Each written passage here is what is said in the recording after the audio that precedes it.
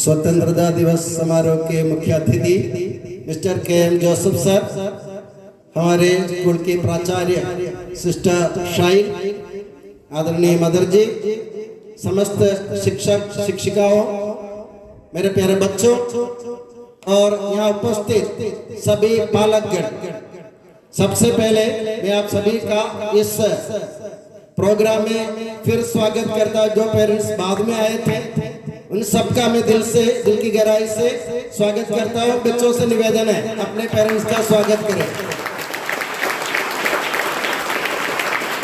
आजकल 5G का जमाना आ गया। 5G मतलब 5th जनरेशन, यानी 5वीं पीढ़ी। हम भारतवासी थोड़ा सा पीछे हर काम में, इसलिए हमारे इधर 5वीं आए। हमारे जापान में आप जाओ, चाइना में जाओ तो 7G तक आ गए। मगर हमको इन सब की जरूरत नहीं, क्योंकि हम हिंदुस्तानी हैं। हम हिंदुस्तानी हैं। मुझे गर्व है कि मैं हिंदुस्तानी हूँ। इसलिए मैं कहता हूँ, गुरु जी, पिताजी और माताजी, इन 3G के सारे सहारे और इन 3G के कारण भारत के सभी संतान या भारत के हर बच्चे दूसरे देश पर अपना दावा कर सकते हैं, दूसरों से नजर मिला सकते हैं। चाहे जापान वाले 7G या 10G लाए, चाइना 10G लाए, हमें कोई परवाह नहीं है। हमारे पास 3G है, जिसकी कोई तोड़ नहीं है, जिसकी कोई तुलना नहीं है। हमें गर्व है। और आज स्वतंत्रता दिवस मना रहे हैं। मैं आपसे एक छोटा सा सवाल करना चाहता हूँ। छोटा सा सवाल। सर का चॉकलेट इधर रखा हुआ है, मैं भी इसमें से दे सकता हूँ, कोई दिक्कत नहीं। मैं आपसे एक सवाल करता हूँ, हमारे देश का नाम क्या? भारत। ठीक है, भारत हमारे देश का नाम है। मगर इंडिया क्यों कहते हैं? इंडिया का मतलब आप जानते हैं? इंडिया मतलब क्या होता है? इंडिया का मतलब है, इन अक्षरों से आप उसका मतलब निकाल सकते हैं। INDIA, independent nation declared in August, that is India. Independent nation declared in August. अगस्त में स्वतंत्र घोषित किया गया देश। हम कभी गलतफहमी के कारण कहते हैं ये अंग्रेजी शब्द है, इसका इस्तेमाल नहीं करना चाहिए। मेरे देश को, भारत के, हिंदुस्तानी के, इंडिया के, मेरी माँ तो मेरी माँ है, कोई इसका नाम बदल नहीं सकता। मेरे माँ के नाम से मेरा मतलब नहीं, मेरे माँ के नाम से नहीं, मेरे माँ के काम से मेरा मतलब है। तो मेरे प्यारे बंधुओं, भारत देश का नाम भारत है, आपने मान लिया, ठीक है। ये नाम कैसे आया? भारत देश को ये भारत नाम कैसे मिला? अगर कोई इसका जवाब देंगे तो मैं चॉकलेट ही नहीं, अच्छा इनाम दूंगा। आज नहीं तो कल पक्का। भारत देश को भारत नाम कैसे पड़ा? भारत मुनि। किसी के पास अच्छा जवाब नहीं है, सही जवाब नहीं है। हमारे आप लोग किसको मानते हैं? अपने देवता के रूप में किसको मानते हैं? श्री रामचंद्र जी को।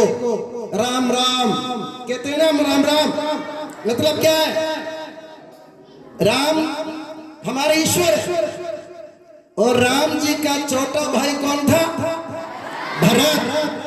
और राम जी को भरत की माता कैकेयी के कारण अपने राज्य का त्याग करना पड़ा था कि नहीं पड़ा था? उनको राजभार त्यागने की जरूरत पड़ी। किस कारण? भरत की मम्मी कैकेयी के कारण। अब राम ने क्या सोचा? राम जी ने क्या सोचा? मेरे पापा मेरे पापा की जबान खराब नहीं होनी चाहिए, इसलिए राम जी ने कह दिया मैं अपने राज्य का त्याग कर रहा हूं। तो कैकेयी की इच्छा अनुसार किसको राजा बनाया? भरत को। अब भरत देखो, अपने बड़े भाई ने मेरे लिए राजभार त्याग दिया, छोड़ दिया। तो भरत ने सोचा, मेरे भाई ने श्री रामचंद्र जी ने जो मेरे लिए बलिदान दिया, अपने श्याम त्याग दिया, अपना मान त्याग दिया, तो मैं कैसे उनके सिंहासन पर बैठूंगा? उनके कुर्सी पर मैं कैसे बैठूंगा? मेरी हिम्मत नहीं है, क्योंकि मेरे बड़े भाई की कुर्सी है। इसलिए भरत ने क्या किया? भरत ने श्री रामचंद्र जी के जूते कुर्सी पर रखकर 14 साल तक शासन किया अयोध्या का। देखो प्यार, देखो वो प्यार के कारण और उस प्यार के कारण हमारे देश को भारत के नाम से भारत देश नाम पड़ गया। मेरे प्यारे बंधुओं, इसका मतलब है हर एक व्यक्ति श्री रामचंद्र जी के जैसे हो, मर्यादा पुरुषोत्तम, और दूसरा भारत की तरह अपने बड़े भाई के सम्मान के लिए अपने आप को छोटा बनाना सीखो। और आज के जमाने में क्या होता है, हमारे राजनीतिक नेता दूसरों की कुर्सी छीनने की कोशिश करते हैं, वो अपने आप नहीं पूरे परिवार को बिठाने की कोशिश करते हैं। ये हमारे रामचंद्र जी और भरत जी की शिक्षा नहीं है। स्वार्थ की पूजा जो करते हैं वो नेता नहीं हो सकता। हमारे नेता सब स्वार्थ के पूजा करने वाले, इसलिए आजकल हमारे देश में लड़ाई झगड़ा। अरे भाई, किसी को देख करके राम राम बोलो, नहीं तो सलाम अलैकुम अस्सलाम वालेकुम बोलो, नहीं तो किसी को देख करके जय श्री बोलो। ये किसने सिखाया आपको लड़ना झगड़ना? मुझे राम राम बोलने में कोई तकलीफ नहीं है, मुझे अस्सलाम वालेकुम बोलने में तकलीफ नहीं है, मुझे सिख लोगों के सामने उनके धर्म का शब्द बोलने में कोई तकलीफ नहीं है।